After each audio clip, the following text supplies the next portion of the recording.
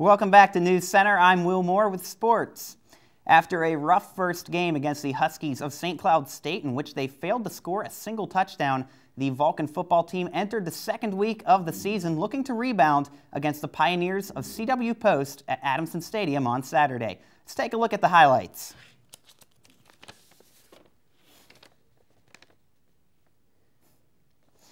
Edwin Gowans and the Vulcans are looking to get the offense on track after a slow start to the season, but to start the game, Tyler Hewer on the first possession for the Pioneers would have R.J. Coons pass fumbled away to Patrick Swearinger, and the Vulcans would get things rolling really quick. As the very next play from scrimmage, it's Peter Lalick finding Thomas Mayo off the play fake, and in 2 minutes, the Vulcans managed to do what they couldn't in the entire first week. It's 7-0 California. 9:26 left in the first quarter, and Edwin Gowans would take this handoff from Lalick and plow his way into the end zone. California increases the lead to 14. It is 14-0 at this point. And on the next drive, CW Post is forced to punt, and Rontez Miles will block it. Mario Washington scoops it up and scampers into the end zone. At this point, it's 21-0. California is really starting to pull away at this point. With 2 minutes left in the first quarter, and the Pioneers finally get on the board as they answer, Thomas Beverly pounds it into the end zone, and it's 21-6. After a blocked extra point, Thomas Mulaba actually made that. And then Edwin Gowans would turn the tables, picking up his second rushing touchdown of the game later in the second quarter. And the Vulcans' lead is increased to 22. It's 28-6. Midway through the second, and Lalick connects with Mayo again, and no one will catch up to Mayo. And the Vulcans are relishing in this score. It's 34-6 at halftime.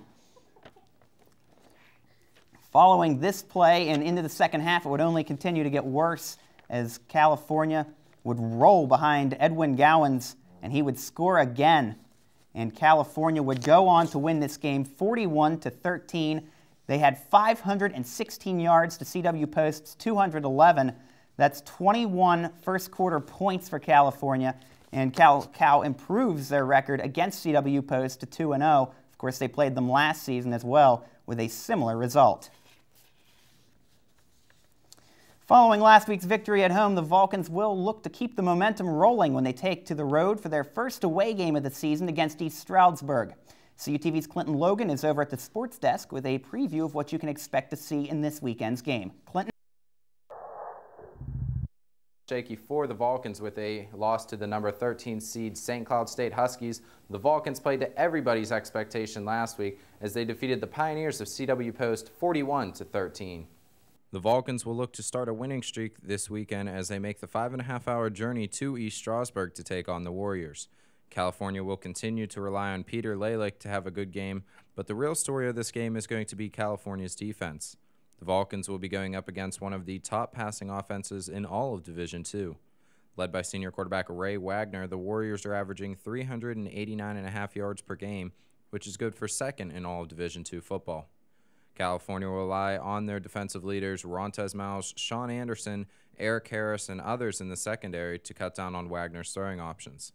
Players like Thomas Mulaba, Marcus Cook, Brian Justice, and others look to put pressure on Wagner and sack the quarterback who has yet to be pulled down in his last 71 passing attempts. California will rely on their two wide receiver threats of Thomas Mayo and Ched Cherry to put points on the board. Cherry hauled in 4 catches for 139 yards and 2 scores in last year's matchup that saw Cal U pull away in the second half en route to a 45-20 win. Senior defensive back Patrick Swearinger also had a career-high 6 stops in the matchup. If you can't make the trip out to East Stroudsburg, be sure to tune into 91.9 WCAL for the live broadcast of the game. You can also get live updates and stats on California's athletics page, www.calvulcans.com. For CUTV News Center, I'm Clinton Logan. Wednesday night, Hamer Hall hosted its first home volleyball match of the 2011 season as the Vulcans played host to an American Mid-East Conference opponent in the Point Park Pioneers. Let's take a look at these highlights now as it starts with first-year coach Peter Letourneau making his Hamer Hall debut tonight and looking to improve to 7-2 with the Vulcans. First game, 3-2. Cal Brandy Harris drills this one on the set by Kelly Fromnacht, and Point Park can't handle it. It's 4-2, California on top. After trailing early, the Pioneers battle back and tie it up with this Brittany Lahota tapper. It's even 13-0 after this play.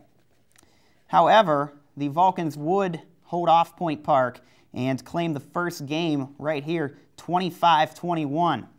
In the second game now, watch Megan Franz here as she makes this beautiful kill. Cal goes up 24-18. The second game would end poorly for the Pioneers, though. Watch sophomore Kelsey Catkish serve it under the net. Underwhelming way to end, but California leads 2-0 nonetheless. 12-12 in Game 3, and it's Megan Franz coming up big for Cal again, giving them the lead once again. And now Point Park is on the ropes. 24-19, Molly Delaney can't finish off the Pioneers, but Point Park's Ashley Campbell does it herself as the hit into the net ends the game, and California would complete the 3-0 sweep and improve to 7-2 on the year.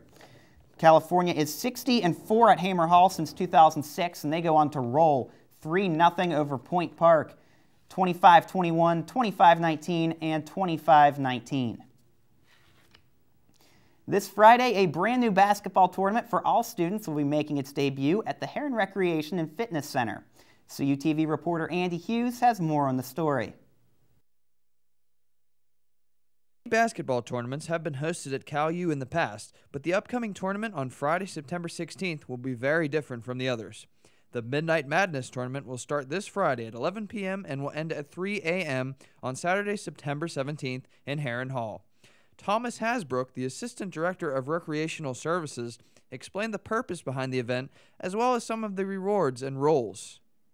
This is for a reason. This is for students to engage in some extracurricular activity during hours that events are usually not offered for students. We're awarding trophies to the first place teams, both male and female divisions. We've allotted 20 minutes per game. It's going to be the first to 12.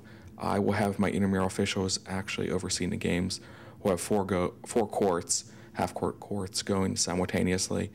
And then from there, that's going to be all pool play, and the 2 teams that come after pool play will make playoffs, and we'll go single elimination from there. Students can register for the event for free on imleagues.com by Friday to be eligible to participate.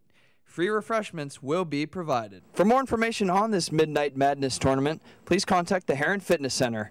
For CUTV News Center, I'm Andy Hughes. All right, guys, so this Midnight Madness basketball tournament going on Friday night, after hours at HRFC this weekend. It is. I may go down and check it out. It sounds like a good time. I think it's for a good cause, so why not? Right? I'll be there once again. The campus radio station, WCAL, will be playing music at that event as well. So that's another plug. I will be another plug. I will be there from 11 to 3 is the event time. Very cool. You can get your way around with that. All right, thanks, Will. No problem.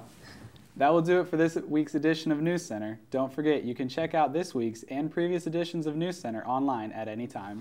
You can visit our page by going to youtube.com and searching CUTV News Center. We'll see you next week.